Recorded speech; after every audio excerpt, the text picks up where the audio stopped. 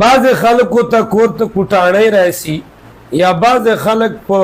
میلې چې په بازار چې یو جادوګر یو نجومی منده کی ہوتی لاس میں ونچا دا پاله چول دا سخت ګناه ده. کوټاڼی لمونځ نه کوي، کوټاڼی اودس نه کوي،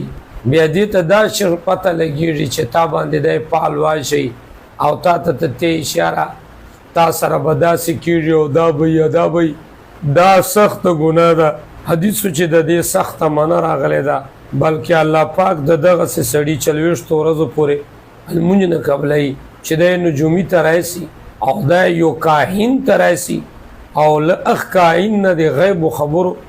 معلومات کوي، لا د خپل جان معلومات زنده کوي، پالونه اچوي، خاص کر دا کورو چې ښځینه دا پالونه اچوي. بلکې کوټاڼی نه پکار ده چې ښځینه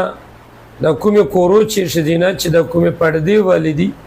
دا به له دغه کوټاڼیو نه پرده کوي، ځکه د کوټاڼیو مثال